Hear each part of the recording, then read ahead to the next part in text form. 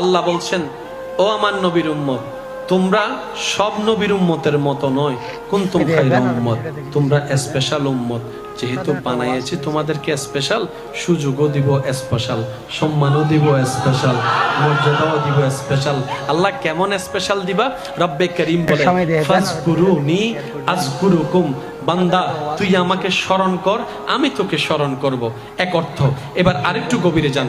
ফাজকুরুনি আযকুরুকুম, স্মরণ করা থেকে তুই বান্দা আমি রবকে স্মরণ করতে দেরি হবে, উত্তর দিতে আমি রবের দেরি হবে না। ফাজকুরুনি আযকুরুকুম। ইমানদার ভাইরা, শ্রদ্ধার সাথে বলছি, মনের কানটা একটু প্রস্তুত রাখুন। আল্লাহ কত দয়াবান আমাদের করব। ও আমার বান্দা, ফাজকুরুনি আযকুরুকুম, ফাজকুরুনি, দুঃখের মধ্যে তুই আমাকে স্মরণ কর, আযকুরুকুম, সেই দুঃখকে শান্তি বানাই দিয়ে আমি তোকে স্মরণ করব। সুবহানাল্লাহ। ফাজকুরুনি, অভাবে তুই আমাকে স্মরণ কর, আযকুরুকুম, আমি তোর সচ্ছলতা বাড়াই দিয়ে তোকে স্মরণ করব। ফাজকুরুনি আযকুরুকুম, বান্দারে তুই সর্বাবস্থায় আমাকে যেভাবে স্মরণ করবি সেভাবে যেন এখন থেকে আর ছোট না হয়। একটু জোরে বলেন আরেকটু, মাশাআল্লাহ, আরেকটু জোরে বলেন। ফাজকুরুনি, ও আমার বান্দা তুই আমারে যে অবস্থায় যে কারণে স্মরণ করবি, আযকুরুকুম, ওই কারণের উত্তরে আমি আল্লাহ থেকে তুই উত্তর পাবি। এবার এটাকে এখানে রাখেন। অপমানের মধ্যে আমাকে আল্লাহর কসম লাগায়, আযকুরুকুম ওয়া তুইজ্জু মান তাশা, তোকে ইজ্জত দিয়ে আমি তোকে স্মরণ করব। ফাজকুরুনি, বাবা, চাচা, জেঠা, মামা, স্বামী, স্ত্রীর অত্যাচারে তুই আমাকে স্মরণ। বান্দারে, ও আমার বান্দা, রব বলে আল্লাহ আমাদেরকে দান করেছেন নবী রাহমাতুল লিল আলামিনের কারণে। ওই গাদা আমরা নিজের দামই বুঝলাম না। তুই কার জন্য, তুই কার জন্য? মন উত্তর দেয়, সবকিছু রব তোর জন্য বানিয়েছে, তুই বান্দাকে রব শুধু নিজের জন্য বানিয়েছে। এবার সাকসেস আর ফেলের ঝগড়া এখানেই শেষ। I am the success হবে না। তুমি তো থার্ড ক্লাস, বলনে বলার অধিকার নাই। কেন?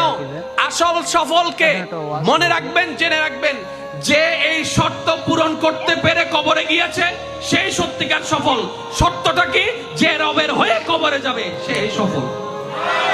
এবার কোটি টাকা থাক না থাক, প্রাডো গাড়ি থাক না থাক, লুইজার থাক না থাক, তবে দেখা যাবে ওই রিকশাওয়ালাটা সাকসেস, কোটিপতি ফেল।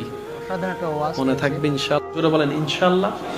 তাহলে এতদিন আমরা সাকসেস মনে করছি একরকম, আসল সাকসেস অন্যরকম। এখন থেকে আমরা এইভাবে সাকসেস জিনিসটাকে ডিফাইন করার আল্লাহ আমাদের সবাইকে তৌফিক দান।